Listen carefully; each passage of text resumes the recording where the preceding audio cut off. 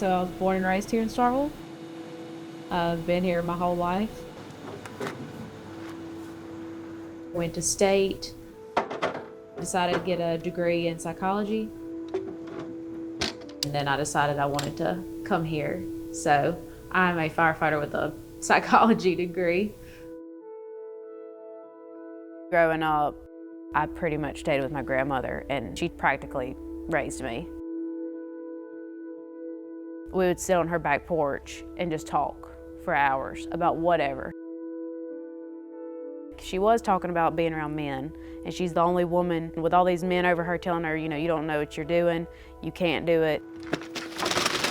Whether she knew it or not, the advice she was giving me was making me capable of being in an environment like this. By the time she found out I was being a firefighter, she still had all that nervousness and worry, but she knew, like, if somebody's gonna do it, it's gonna be Annabeth.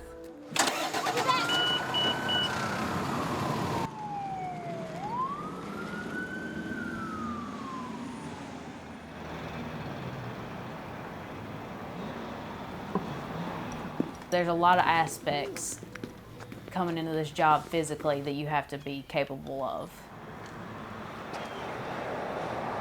You gotta be able to pull a 200-pound victim while you have 70 pounds of gear on and make a bottle last at least 15 minutes.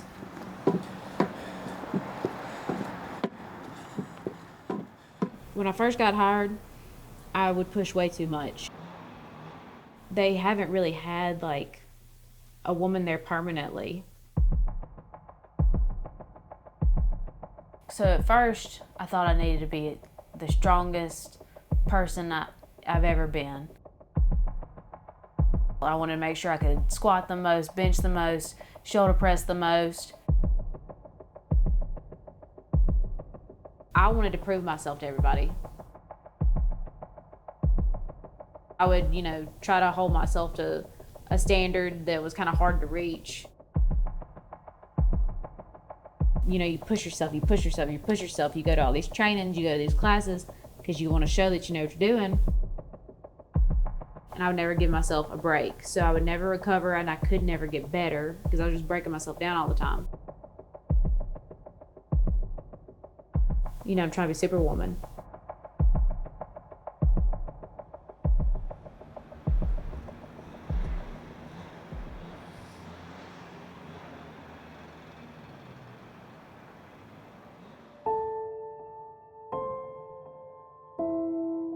Last October, we went through a death in the family.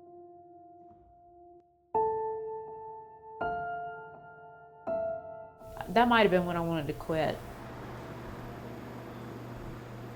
I was putting this job in like second place, third, fifth place, whatever. Like, I don't like coming up here. I don't even like this job. I'm not happy, so why does it matter? Why should I move forward? Why should I progress? Why should I do anything? Because it's not making me feel good in any kind of way. I didn't care if I was good at training or anything, I didn't care if I was my happy, spunky self.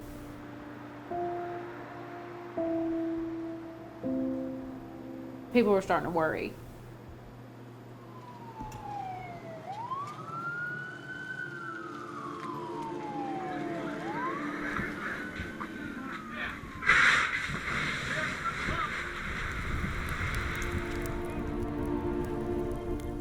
I had to have like a bunch of talks with some of the people in my support group.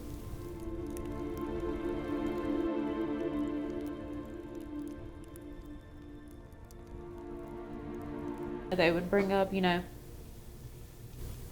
you're good at this job. I know we don't tell you a lot, but like, you're good and you need to be here.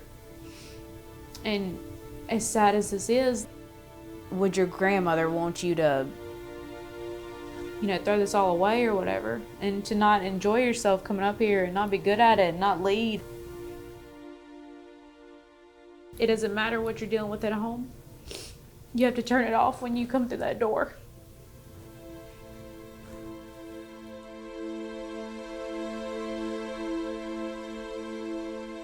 My grandmother, she'd have this saying, You're not that important. You're never that important to not help somebody. You have to lower yourself and see what everybody else needs sometimes. And that's what that's what being a firefighter is about. This job is for the people that you serve.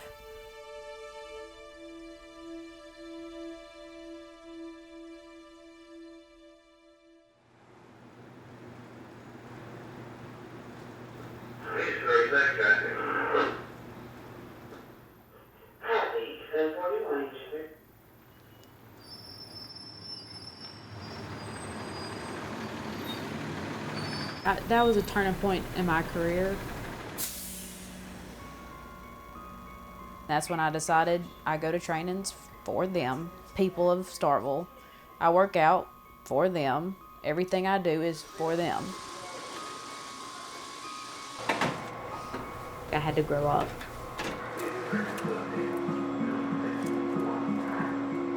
Like, I can still be spunky and off the wall and all this energy and stuff, but you have to grow up and you have to make sure that you're doing your job and that you're training your new guy and that you get that truck there fastly but safely. My next promotion is to sergeant, and I will be the first female sergeant here. I need to make sure I can do all my jobs so that people will put me in those positions that I want to be in. And while you're doing and you're learning all these things, it increases your capability of helping more people. And that's why we're here.